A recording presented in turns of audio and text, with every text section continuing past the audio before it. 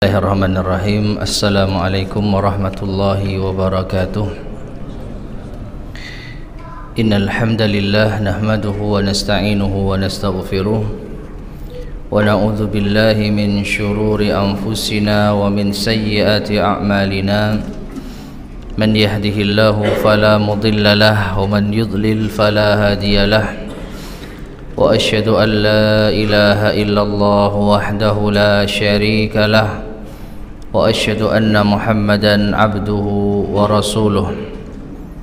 Allahumma salli wa sallim wa barik ala nabiyyina Muhammadin wa ala alihi wa ashabihi wa man tabi'ahum bi ihsanin ila yaumiddin, amma ba'd.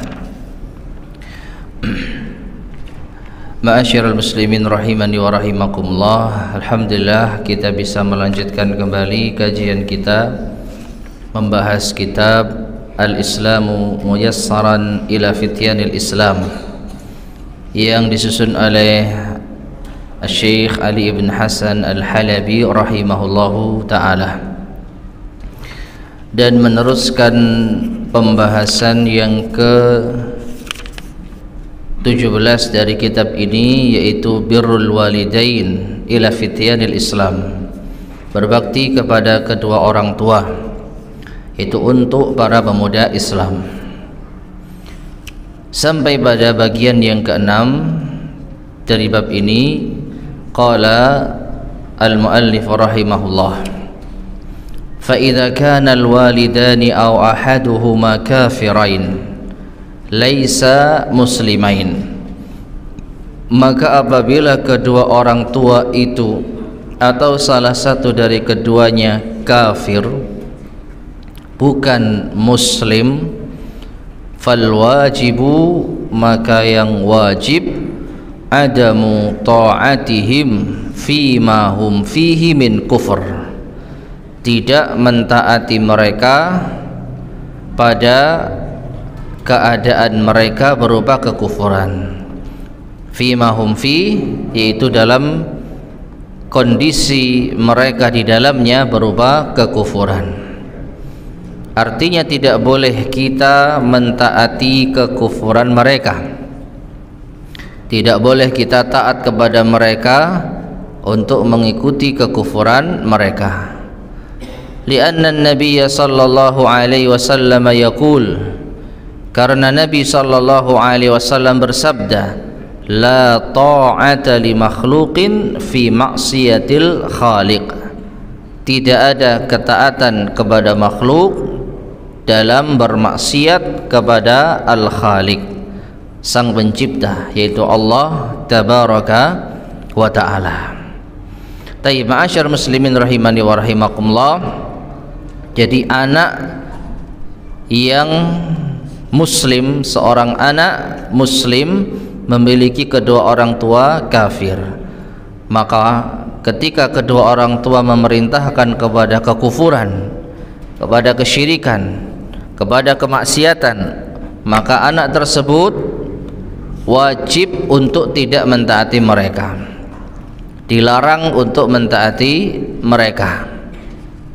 Karena Nabi SAW menyebutkan tidak ada ketaatan terhadap makhluk siapapun dia di dalam bermaksiat kepada Allah Sang Pencipta. Walakin, akan tetapi, wajibun birruhuma, tetap wajib untuk berbakti kepada keduanya, dimna hududi syara', selama dalam batasan syariat. Jika selama perintah mereka itu tidak melanggar syariat, maka anak wajib untuk berbakti kepada keduanya. Wal ihsanu ilaihima bima la yukhalifud din, dan wajib untuk berbuat baik kepada mereka berdua selama tidak menyelisihi agama. Wa musahabatuhuma fid dunya bil ma'ruf, dan memperlakukan mereka, mempergauli mereka di dunia dengan cara yang baik. Qala Allah Ta'ala, Allah Ta'ala berfirman, wa wasainal insana biwalidayhi husna wa in jahadaka litusyrika bima laisa laka bihi ilm fala tuti'huma. Dan kami berwasiat kepada manusia, yaitu Allah Subhanahu wa taala berwasiat kepada manusia untuk berbuat baik kepada kedua orang tuanya. Namun apabila keduanya memaksamu untuk berbuat syirik kepadaku yang engkau tidak memiliki ilmu di dalamnya, maka jangan kau taati keduanya. Itu surat Al-Ankabut ayat yang ke-8. Ini dalil yang pertama atau dalil yang kedua ya. Dalil yang kedua dari firman Allah Subhanahu wa taala tentang tidak bolehnya seorang anak taat kepada kedua orang tua apabila kedua orang tua mengajak berbuat syirik, mengajak kekufuran. Wa qala subhanahu, dan juga Allah Subhanahu wa taala berfirman, wa in jahadaka ala an tusyrika bima laysa laka bihi ilmun fala tuti'huma wa sahibhuma fid dunya ma'rufa. Dalam surat Luqman ayat ke-15 Allah berfirman yang artinya, dan apabila keduanya memaksamu, memerintahkanmu untuk berbuat syirik kepadaku yang engkau tidak memiliki ilmu tentangnya, maka jangan kau taati keduanya, namun perlakukanlah keduanya di dunia dengan cara yang baik. Ya, jadi ma'asyarul muslimin rahimani wa rahimakumullah, tidak mentaati kedua orang tua dalam perbuatan maksiat bukan berarti kita yaitu durhaka kepada mereka, bukan berarti kita tidak mematuhi mereka sama sekali. Jadi pisahkan dan bedakan antara mana perkara maksiat yang itu menjadi perintah orang tua, ajakan berbuat syirik, ajakan untuk berbuat kufur kepada Allah, maka ini yang tidak boleh ditaati, wajib untuk ditolak. Adapun perintah kedua orang tua dalam perkara yang tidak melanggar syariat, dalam perkara duniawi yang tidak melanggar agama, maka tetap wajib untuk diikuti. Dan ini masuk dalam kategori memperlakukan mereka di dunia dengan cara yang baik, dan termasuk di antara bakti seorang anak kepada orang tua, masuk di dalam bab birrul walidain. Nah ini ya, jadi sekali lagi, tidak taat kepada orang tua dalam perkara maksiat bukan berarti berlepas diri secara total dari mereka. Tetap kita diperintahkan berbakti kepada mereka dalam perkara yang tidak melanggar syariat. Kemudian berkata al-mu'allif rahimahullah, wa qad qala ulama'u tafsir, dan sungguh ulama tafsir berkata, ya'murullahu ibadahu bil ihsani ilal walidain. Allah memerintahkan hamba-hambanya untuk berbuat baik kepada kedua orang tua, ba'dal hathi ala tamassuki bitauhidihi, setelah yaitu anjuran Allah untuk berpegang teguh dengan tauhid. Fa innal walidaini huma sababu wujudil insan, maka sesungguhnya kedua orang tua, mereka berdua adalah sebab adanya manusia. Jadi kita ini ada, di antara sebabnya adalah orang tua kita. Fa innal walidain ya walahuma alaihi ghayatul ihsan, dan bagi mereka berdua, bagi kedua orang tua atas anak ada kewajiban untuk berbuat baik dengan sebaik-baiknya. Fal walidu bil infaq wal walidatu bil isfaq, ya, atau bagi mereka berdua, yaitu kedua orang tua itu memiliki kebaikan yang sangat banyak kepada sang anak. Jadi orang tua itu sudah adalah di antara sebab adanya kita, dengan pernikahan orang tua kita sehingga kita itu ada, ditambah lagi kedua orang tua yang memberikan kasih sayangnya kepada kita, dan ayah dengan cara nafkah, sedangkan ibu dengan cara isfaq, yaitu kasih sayangnya. Ya, jadi orang tua memiliki peran yang sangat besar di dalam kehidupan kita. Oleh karenanya Allah Subhanahu wa taala mengaitkan antara tauhid, yaitu mengesahkan Allah di dalam beribadah, dengan berbakti kepada kedua orang tua. Bagaimanapun juga kedua orang tua kita tidak akan bisa, yaitu menjumpai diri kita kalau bukan atas kehendak Allah Subhanahu wa taala. Tetap yang menciptakan kita Allah, tapi sebab kita diciptakan karena orang tua. Maka dari itu hak Allah Subhanahu wa taala tetap yang paling tinggi. Nah, setelah hak Allah baru kedua orang tua kita. Dan inilah yang dibawakan oleh al-mu'allif dari beberapa firman Allah Subhanahu wa taala yang sudah pernah kita bacakan di pertemuan sebelumnya. Ya, jadi wasiat Allah untuk berbuat baik kepada kedua orang tua itu setelah perintah Allah untuk beribadah hanya kepadanya. Wa qadha rabbuka alla ta'budu illa iyyah wa bil walidaini ihsana. Ya, contohnya dalam surat Al-Isra ayat ke-23. Dan Tuhan memerintahkan kepadamu agar janganlah engkau beribadah kecuali hanya kepadanya. Ini masalah tauhid. Dan berbuat baik kepada kedua orang tua. Jadi hak kedua orang tua itu tepat berada di bawah haknya Allah Subhanahu wa taala. Kemudian wa ma'a hadhil wasiyati birra'fah, dan bersama dengan wasiat ya untuk kasih sayang ini, warahmah, demikian pula rahmah, wal ihsani ilaihima, dan juga berbuat baik kepada keduanya, fi muqabalati ihsanihima al mutaqaddim, dalam rangka membalas kebaikan keduanya yang telah berlalu. Qala, Allah berfirman, wa in jahadaka litusyrika bi ma laysa laka bihi ilm fala tuti'huma. Maka apabila keduanya memerintahkanmu untuk berbuat syirik kepadaku yang engkau tidak memiliki ilmu di dalamnya, maka jangan kau taati keduanya. Jadi meskipun kedua orang tua adalah sebab adanya kita, dan kedua orang tua adalah orang yang paling berjasa pada hidup kita, namun tetap saja kalau keduanya memerintahkan berbuat maksiat, kita tidak boleh taat. Ai idza harasa 'alaika an tutabi'ahuma fi dinihima, yaitu apabila kedua orang tua bersemangat ya terhadap dirimu agar engkau mengikuti jalan mereka berdua, agama mereka berdua.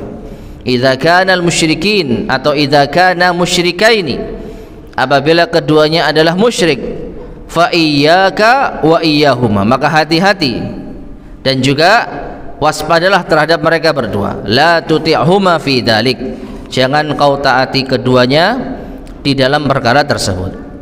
Fa inna marji'akum ilayya yaumal qiyamah, seakan-akan Allah mengatakan sesungguhnya kalian akan kembali kepadaku pada hari kiamat. Ya, bukan kembali kepada kedua orang tua kalian. Di hari kiamat kita semua akan kembali kepada Allah. Allah yang menciptakan kita, Allah yang memberi rezeki kita, Allah yang menghidupkan kita, Allah yang mewafatkan kita, dan kita akan kembali kepada Allah Subhanahu wa taala. Ya, jadi meskipun peran orang tua itu besar bagi kehidupan kita, tetap Allah Subhanahu wa taala yang lebih patut untuk kita dahulukan. Fa ajziyaka bi ihsanika ilaihima, maka aku akan membalasmu. Ini seakan-akan Allah mengatakan, aku akan membalasmu dengan perbuatan baikmu kepada mereka berdua. Wa sabrika ala dinika, dan karena kesabaranmu di atas agamamu. Wa ahsyuruka ma'as salihin, dan aku akan kumpulkan dirimu bersama dengan orang-orang saleh. La fi zumrati walidaik, tidak bersama dengan kumpulan kedua orang tuamu. Ya, Jadi kalau kedua orang tua memerintahkan berbuat syirik kepada Allah, kita dilarang untuk mentaatinya. Karena apa? Karena kita nanti kembali kepada Allah. Allah yang akan membalas perbuatan kita, dan Allah yang akan mengumpulkan kita bersama dengan orang-orang saleh, bukan dengan yaitu kumpulan orang tua kita. Wa in kunta aqraban nasi ilaihi ma fid dunya, meskipun engkau adalah manusia yang paling dekat dengan keduanya di dunia, fa innal mar'a innama yuhsyaru yaumal qiyamati ma'a man ahab, maka sesungguhnya manusia dibangkitkan pada hari kiamat bersama dengan orang yang dicintainya. Ai hubban diniyan, cinta yang didasari agama. Ya, dan tentu saja di dalam agama kita diperintahkan untuk mencintai orang-orang saleh, mencintai para nabi dan rasul, mencintai para sahabat. Maka ketika kita di dunia mencintai mereka dalam masalah agama, maka insya Allah kelak di akhirat kita akan dikumpulkan bersama mereka. Adapun orang tua kita yang hidup bersama kita, yang dekat dengan kita, maka hubungan mereka dengan kita sebatas orang tua dan anak saja. Secara agama kita tidak memiliki keterikatan dengan mereka, bahkan kita berlepas diri dari agama mereka. Sekali lagi, kalau keduanya adalah musyrik, keduanya adalah kafir, ya, maka tidak ada ikatan agama sedikit pun dengan mereka berdua, sehingga di akhirat kita akan dikumpulkan bersama dengan saudara-saudara kita seagama, tidak bersama orang tua kita yang berbeda agama.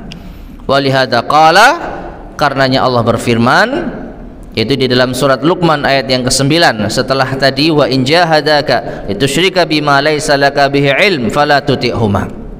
Setelah ayat itu Allah berfirman di ayat yang ke-9, walladzina amanu wa amilus salihat lanudkhilannahum fis salihin. Dan orang-orang yang beriman dan beramal saleh, maka kelak kami akan masukkan mereka di dalam kalangan orang-orang saleh, di dalam kumpulan orang-orang saleh. Taib ma'asyar muslimin rahimani wa rahimakumullah. Sekali lagi, ini apabila kedua orang tua kita musyrik kafir, ya, kita tidak akan dikumpulkan bersama mereka, kita akan terpisah dari mereka. Namun apabila kedua orang tua kita mukmin, apabila kedua orang tua kita muslim, maka tentu berlaku hubungan agama dengan mereka. Jika mereka orang-orang saleh, maka mereka kelak akan dikumpulkan dengan kita pula. Ya, walladzina amanu wattaba'athum dzurriyyatuhum biimanin alhaqna bihim dzurriyyatahum. Dan orang-orang yang beriman dan keimanan mereka itu diikuti oleh anak cucu mereka, alhaqna bihim dzurriyyatahum, maka akan kami pertemukan mereka, orang-orang tua tersebut, dengan anak keturunan mereka. Ya, jadi kalau orang tua kita muslim, mukmin, dan kita pun juga demikian, insya Allah akan dipertemukan kembali di akhirat bersama mereka. Namun kalau mereka bukan muslim dan mukmin, maka tidak akan dipertemukan dengan mereka. Taib, kemudian yang terakhir, pembahasan di dalam bab birrul walidain ini, qala al-muallif rahimahullah, wa li birril walidaini fawaidu 'izam, dan berbakti kepada kedua orang tua ini memiliki faidah-faidah yang besar, fit dunya wal akhirah, baik di dunia maupun di akhirat.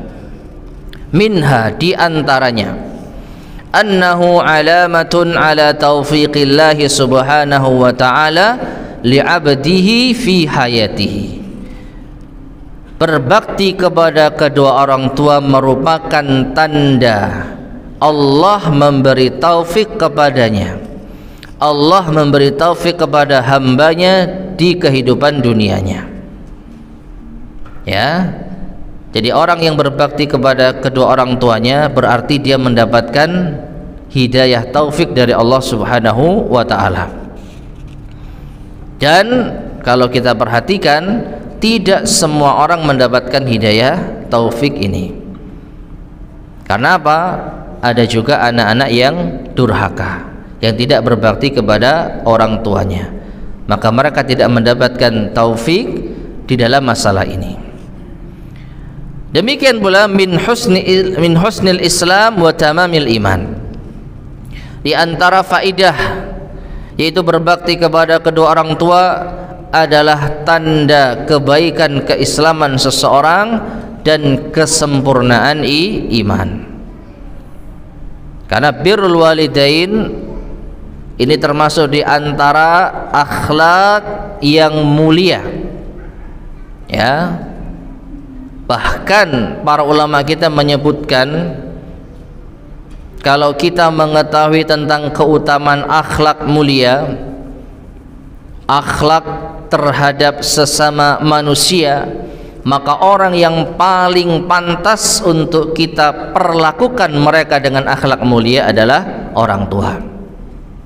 Sebelum kita berakhlak mulia kepada teman, tetangga, kepada tamu, kepada orang-orang yang lain, maka harusnya kita mendahulukan akhlak mulia ini kepada kedua orang tua kita. Ya, jadi di antara kebaikan Islam seseorang dan tanda kesempurnaan iman seseorang adalah berbakti kepada kedua orang tua. Demikian pula min a'zami ta'at, di antara faidah birrul walidain, berbakti kepada kedua orang tua, adalah ketaatan yang paling besar, di antara ketaatan yang paling besar. Wa ahsanil ibadat, dan ibadah yang paling agung, paling baik. Wa akmalil qurubat, dan bentuk pendekatan diri kepada Allah yang paling sempurna. Kita ingat hadis yang pernah kita sampaikan di pertemuan sebelumnya, bahwasanya ada seorang yang ingin berjihad bersama Nabi sallallahu alaihi wasallam. Namun Nabi sallallahu alaihi wasallam bertanya kepadanya, apakah engkau memiliki kedua orang tua? Dan ternyata anak ini mengatakan memiliki kedua orang tua. Maka Nabi SAW memerintahkan kepadanya, fafihima fajahid, maka berjihadlah engkau dengan berbakti kepada kedua orang tuanya. Perhatikan, padahal jihad ini adalah puncaknya agama Islam. Wa dzirwatu sinamihi al jihad, kata Nabi SAW. Ya, puncak dari Islam itu adalah jihad. Namun apabila jihad ini tidak mendapatkan izin dari kedua orang tua, atau menyebabkan kedua orang tuanya terlantar karena ditinggal untuk berjihad, maka dahulukan orang tua. Ya, dahulukan orang tua. Maka berbakti kepada kedua orang tua termasuk di antara ibadah yang paling baik. Demikian pula thariqun ilal jannah, di antara faedah berbakti kepada kedua orang tua, yaitu orang tua adalah jalan menuju surga. Sebagaimana hadis yang mungkin sering kita dengar, bahwasanya ibu itu adalah, atau fa innal jannata tahta qadamaiha, sesungguhnya surga itu berada di bawah telapak kaki ibu. Ya, menunjukkan berbakti kepada ibu ini termasuk di antara cara untuk masuk ke dalam surga.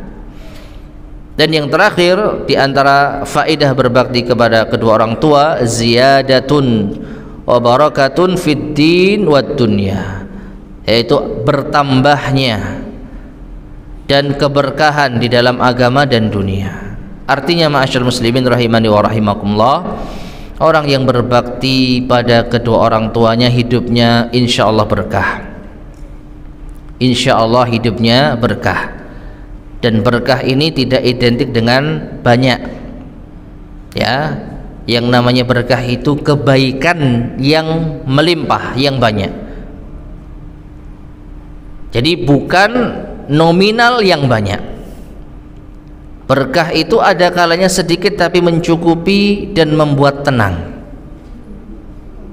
Maka orang yang berbakti kepada kedua orang tua, katakanlah dia mendapatkan rizki yang pas-pasan, tapi karena berkah maka ini menjadikan hidupnya cukup tenang, nyaman, dan tidak merasa kekurangan dan kesusahan, ya, dalam agama maupun dunia. Maka secara tidak langsung ini menunjukkan orang yang berbakti kepada kedua orang tua, insya Allah ada kebaikan agama pada dirinya, ada kebaikan agama pada dirinya.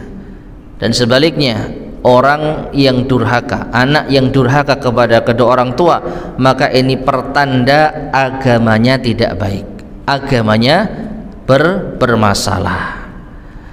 Kemudian Syekh mengakhiri pembahasan dengan berdoa kepada Allah, nas'alullah azza wa jal an yarzuqana birral walidain.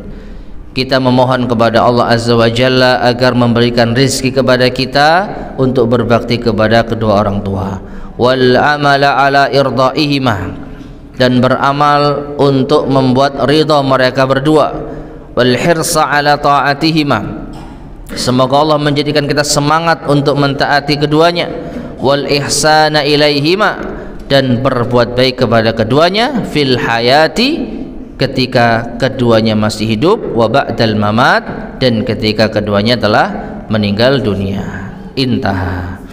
Taib ma'asyar muslimin rahimani wa rahimakumullah. Inilah akhir pembahasan yang ke-17 dari kitab Al-Islamu Muyassaran, yaitu tentang keutamaan berbakti kepada kedua orang tua.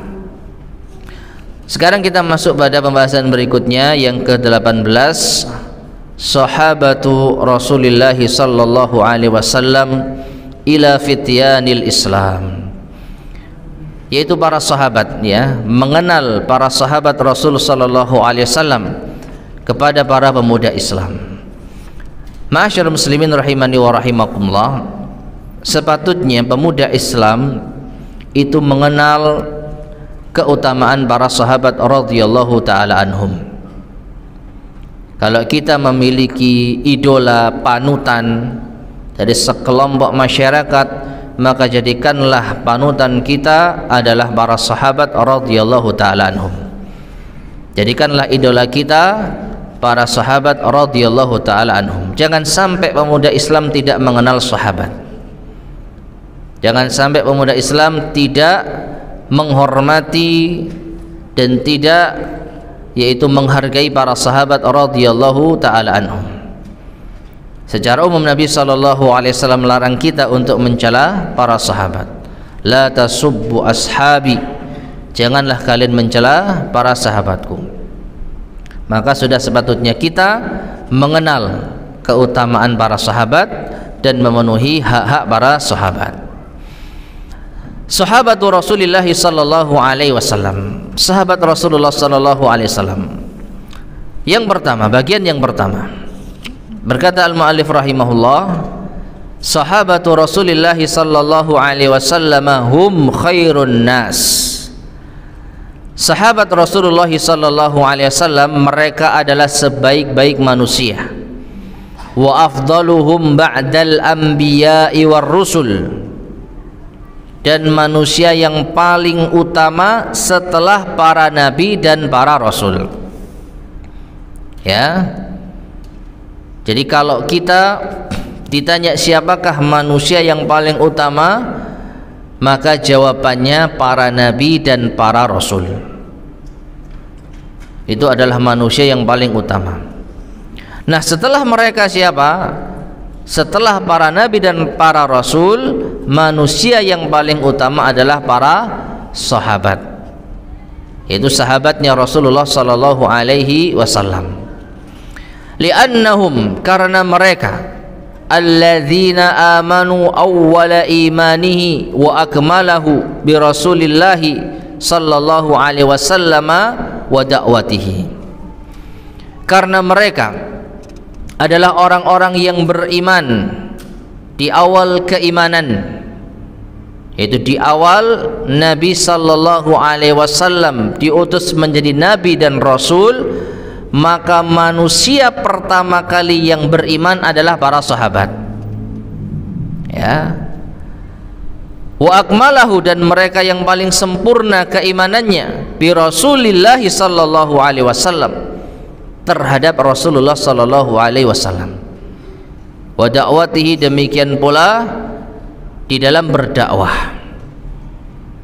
Tidak ada generasi yang paling beriman kepada Rasulullah sallallahu alaihi wasallam melebihi para sahabat.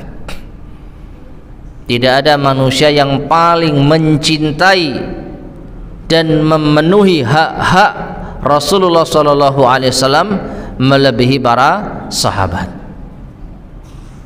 Li'annahumul ladzina hajaru ma'an nabiy sallallahu alaihi wasallam, dan juga karena mereka orang-orang yang berhijrah bersama Nabi sallallahu alaihi wasallam, mutahammilina as-su'ubati wal masyaq, mereka menanggung masa-masa sulit dan beban-beban yang berat. Sebagaimana kita ketahui, dakwah Nabi sallallahu alaihi wasallam itu tidaklah mudah. 13 tahun beliau berdakwah di kota Mekah dengan penuh ujian, dengan banyak rintangan.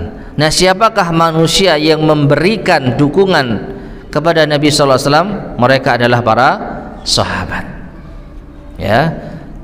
Li'annahumul ladzina nasaruhu wa hafadhu alaihi sallallahu alaihi wasallam. Karena mereka jugalah orang-orang yang menolong beliau dan melindungi dan menjaga beliau sallallahu alaihi wasallam. Li'annahumul ladzina jahadu ma'ahu sallallahu alaihi wasallam al-kuffara wal musyrikin.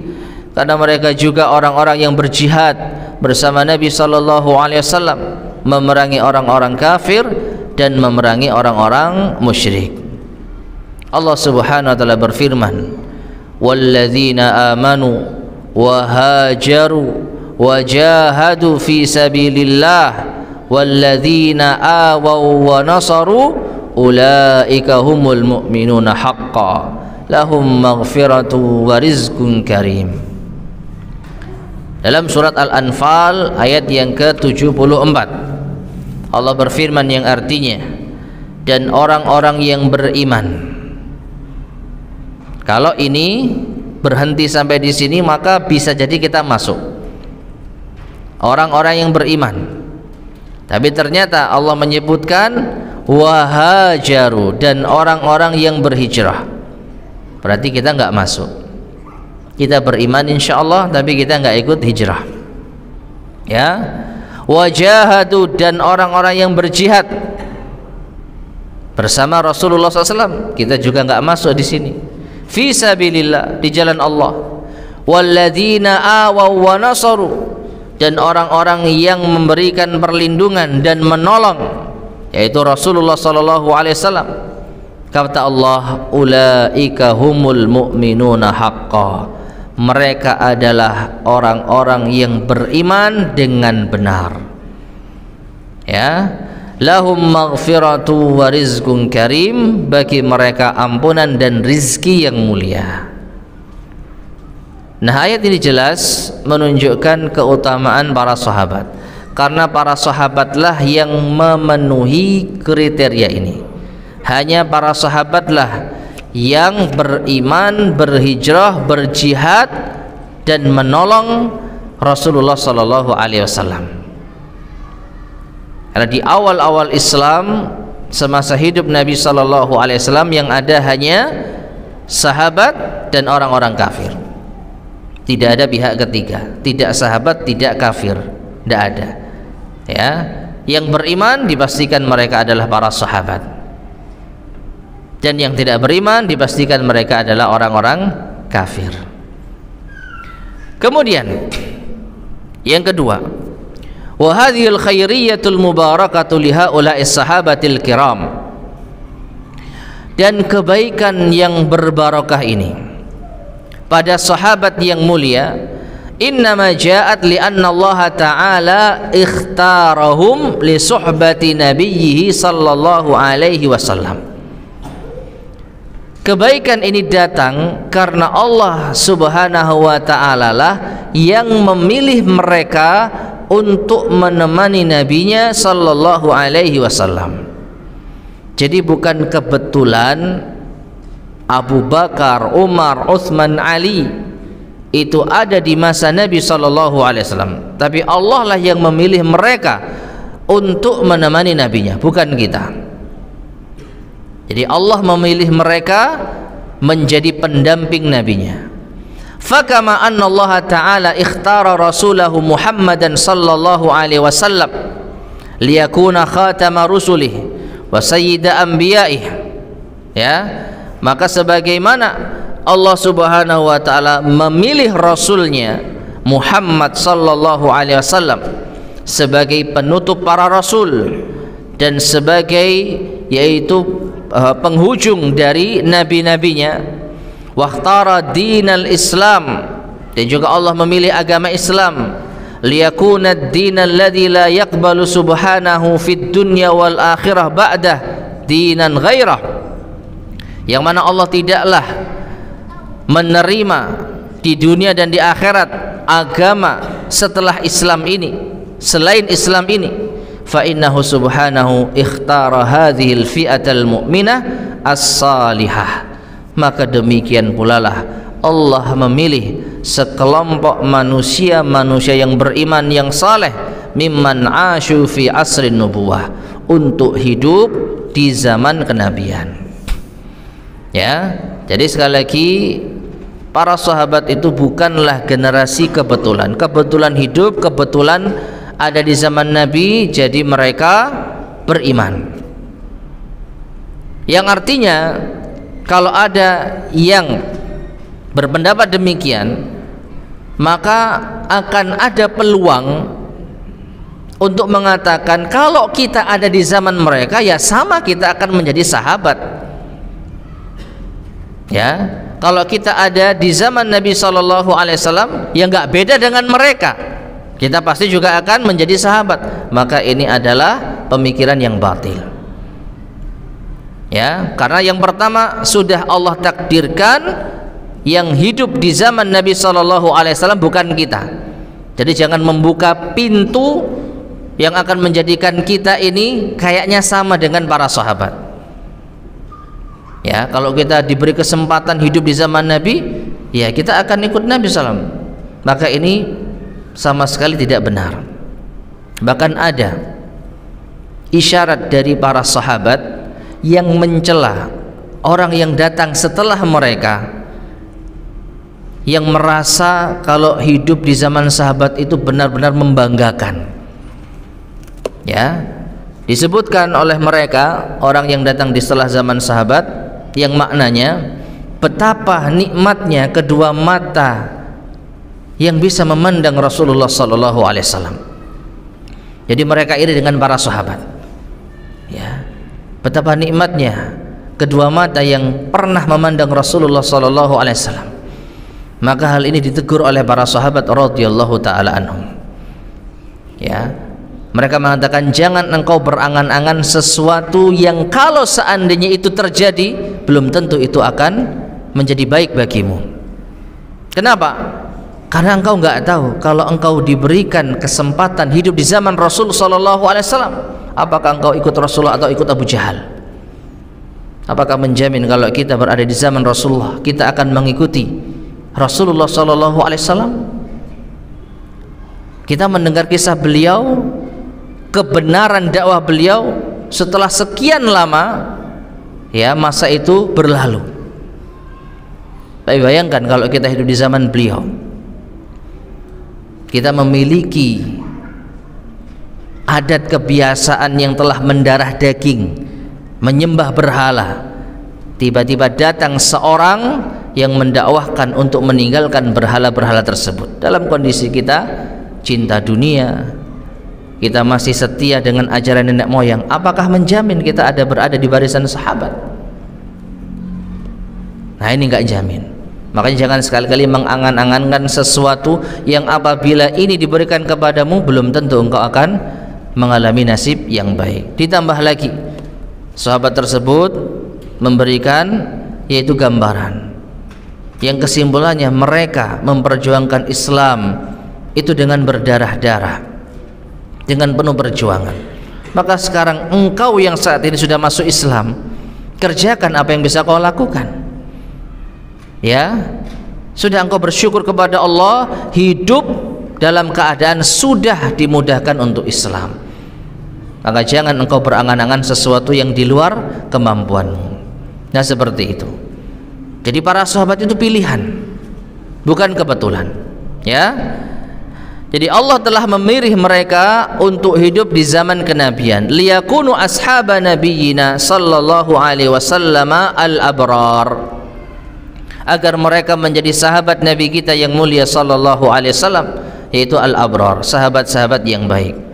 Wa hamalata da'watihi al-akhyar, dan juga mereka dipilih untuk mengemban dakwah yang baik.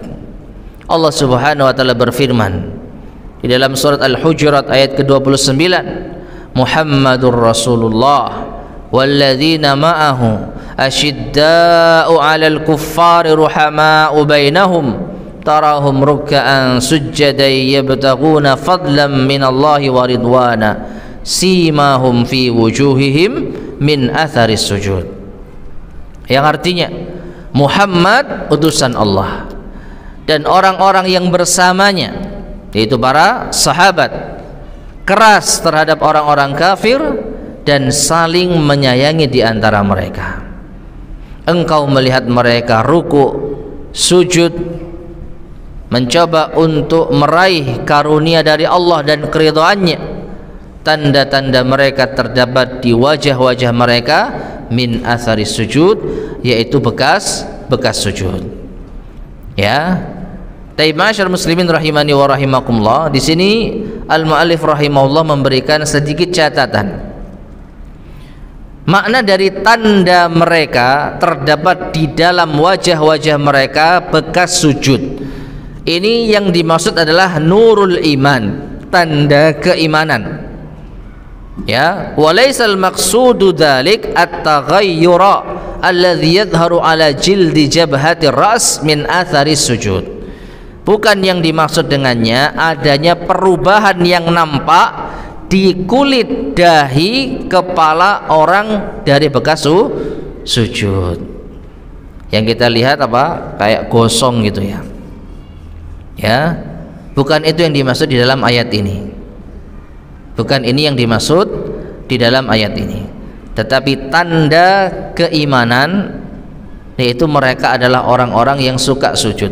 Baik ketika mereka banyak sujud itu ada tanda yang membekas atau tidak. Dan sebaliknya, belum tentu orang yang jidatnya gosong itu adalah orang yang baik, dalam artian dipastikan mereka orang yang memiliki keutamaan. Ya. Nah ini ya, jadi tanda yang dimaksud adalah tanda keimanan, bukan tanda secara fisik.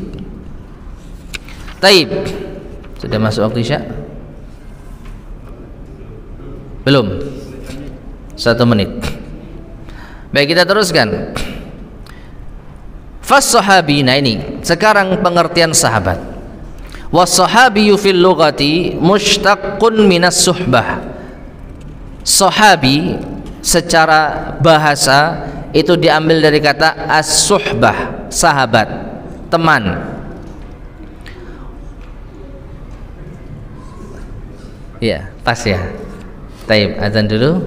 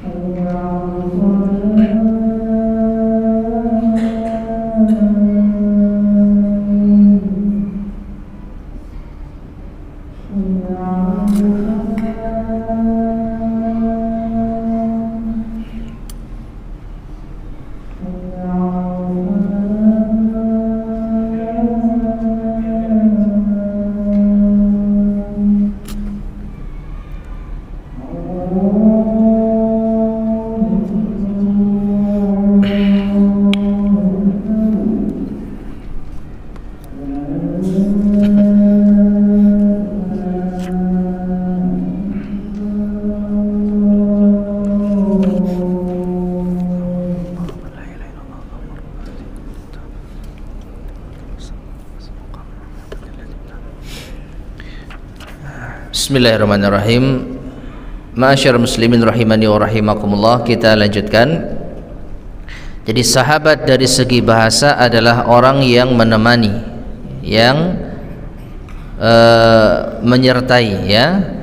Wa amma fi syara', adapun menurut istilah syariat, fas-sahabiyyu, maka seorang sahabat huwa adalah kullu man, siapa saja yang laqiyan nabiyya sallallahu alaihi wasallam hayyan, bertemu dengan Nabi sallallahu alaihi wasallam dalam keadaan hidup, mu'minan bihi, beriman kepada beliau, ba'da bi'tsatihi nabawiyah, setelah diutusnya beliau, wa mata 'alal iman, dan mati di atas keimanan. Ini adalah definisi sahabat yang paling pas, ya. Fa kullu man jama'a hadhihi syuruta, maka siapapun yang terkumpul di dalamnya persyaratan-persyaratan ini, fahuwa sahabiyun, maka dia adalah seorang sahabat. Ada 4 kriteria, ya. Bertemu dengan Nabi saat hidup, beriman kepada Nabi setelah diutusnya Nabi, ya, setelah diutusnya Nabi. Artinya apa? Kalau ada orang yang beriman kepada Nabi sebelum diutusnya Nabi, maka dia bukan sahabat. Contohnya adalah orang-orang soleh dari kalangan Nasara, yang mereka mungkin tahu akan diutusnya Nabi terakhir dari kitab-kitab mereka, dan mereka mengimaninya. Kalau ada Nabi yang terakhir diutus oleh Allah, saya akan beriman kepadanya. Tapi dia tidak bertemu dengan Nabi dan tidak beriman kepada Nabi setelah beliau sallallahu alaihi wasallam diutus, ya. Atau bahkan mungkin ada orang-orang Nasara yang sempat bertemu dengan Nabi sallallahu alaihi wasallam sebelum Nabi diutus oleh Allah Subhanahu wa taala. Nabi diutus oleh Allah ketika umur berapa? 40 tahun. Jika ada orang Nasara yang tahu di dalam kitab mereka akan diutusnya Nabi terakhir dan dia beriman kepada Nabi tersebut, maka dia tidak dianggap sebagai sahabat, ya. Misal, ketika Nabi SAW berusia 10 atau 12 tahun, beliau diajak oleh paman beliau Abu Talib ke negeri Syam, dan di sana ada tanda-tanda yang menakjubkan. Seorang rahib atau seorang pendeta yang ada di negeri Syam sana melihat bahwa pohon-pohon itu sujud ketika Nabi lewat. Kemudian awan itu menaunginya. Maka ketika dilihat tangannya Nabi SAW dan meyakini kalau ini adalah tanda kenabian, maka pendeta ini menyuruh Abu Talib untuk membawa pulang keponakannya. Karena kalau sampai Muhammad ini masuk ke negeri Syam, maka dia akan mendapatkan celaka. Nah, zahirnya orang ini beriman dalam artian percaya. Kalau anak ini, pemuda ini, anak ini ya, itu memiliki tanda kenabian. Tetapi masalahnya Nabi sudah diutus atau belum? Belum diangkat menjadi Rasul. Maka apakah orang ini sahabat? Jawabannya bukan. Dia bertemu Nabi, iya. Dan dia beriman kepada Nabi, bisa jadi. Tapi apakah dia beriman setelah Nabi diutus? Tidak. Maka gugur persyaratan menjadi sahabat. Dan yang keempat, wa mata 'alal iman, dan mati di atas keimanan. Artinya kalau ada orang yang bertemu Nabi, beriman kepada Nabi setelah Nabi diutus, tapi dia mati di atas kekufuran alias murtad, maka dia bukan sahabat. Nah, jadi siapapun yang terpenuhi persyaratan ini, dia adalah seorang sahabat. Sawa'un akana mimman jalasa Rasul sallallahu alaihi wasallam tawilan am qalilan.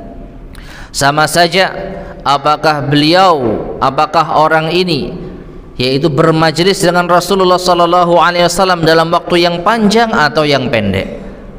Misalnya hanya sesaat saja bertemu dengan Nabi, beriman dengan Nabi, setelah itu berpisah, nggak pernah ketemu lagi, tapi dia mati di atas iman, dia seorang sahabat.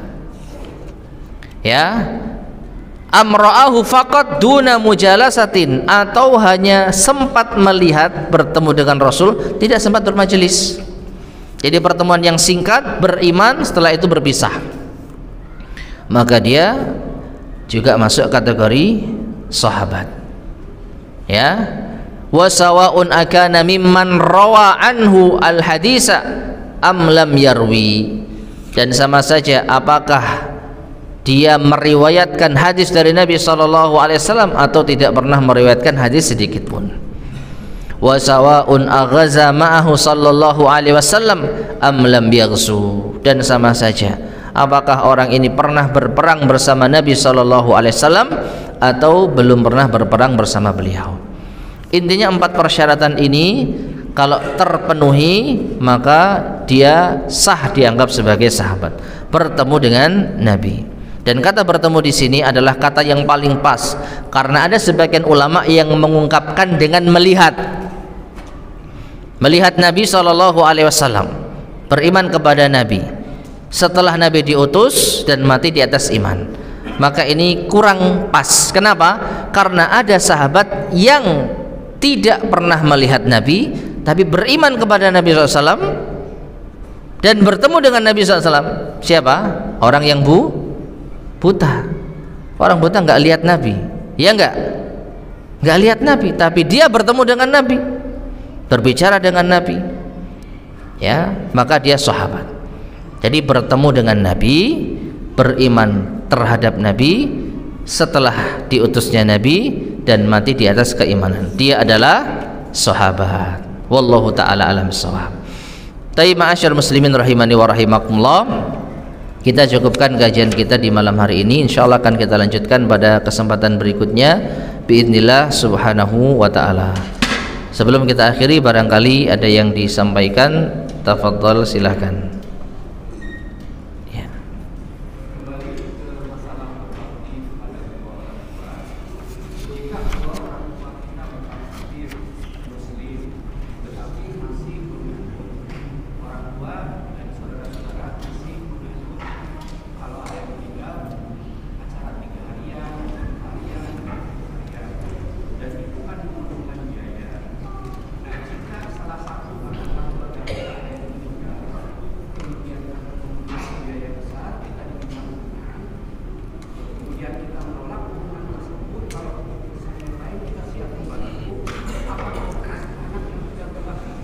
Baik, kalau kedua orang tua kita itu beriman dan ketika orang tua itu meninggal, lalu anak-anaknya itu mengadakan acara yang tidak sesuai dengan tuntunan, kemudian kita diminta urunan tapi kita tidak memenuhinya dalam masalah ini saja, apakah kita dianggap durhaka kepada kedua orang tua? Anak orang tua tidak didukung, ya, dalam artian acara ini kan diharapkan bermanfaat untuk orang tua. Ini logikanya kan gitu ya. Acara ini bermanfaat untuk orang tua. Lah anak tidak ikut partisipasi, maka dianggap anak durhaka. Apakah demikian? Maka ini kembali kepada hadis yang tadi kita sampaikan. Tidak ada ketaatan kepada makhluk di dalam maksiat kepada Al-Khaliq, Allah Subhanahu wa taala. Nah, yang kita yakini, acara yang tidak ada tuntunannya seperti itu maksiat, karena mengada-adakan sesuatu yang tidak ada tuntunnya dalam urusan agama. Jadi itu maksiat. Kalau itu sebuah kemaksiatan, meskipun didukung, meskipun dianggap sebagai bentuk berbakti kepada kedua orang tua, maka kita tidak mentaatinya. Dan ini bukan kedurhakaan. Ini bukan kedurhakaan. Meskipun orang menganggap durhaka, ya sama saja. Dalam masalah yang lain, misalkan dalam masalah yang lebih parah dari itu, syirik kepada Allah. Orang tua menyuruh kita membeli patung untuk diletakkan di rumah supaya disembah, lalu kita nggak mau taat. Lalu orang tua bilang, dasar kamu anak durhaka. Apakah kita termasuk anak durhaka di sisi Allah kalau kita nggak mau? Tidak. Loh, orang tua ngomong kita anak durhaka, yaitu versinya orang tua. Demikian pula kita nggak mau urunan dianggap durhaka oleh saudara-saudara, itu versi mereka. Menurut Allah, insya Allah kita bukan anak durhaka, karena kita tidak melakukan amalan tersebut karena menyelisihi, yaitu perintah Allah dan Rasulnya, menyelisih syariat Allah dan Rasulnya. Wallahu a'lam bishawab. Mungkin seperti itu Pak ya. Baik, ada lagi yang sampaikan?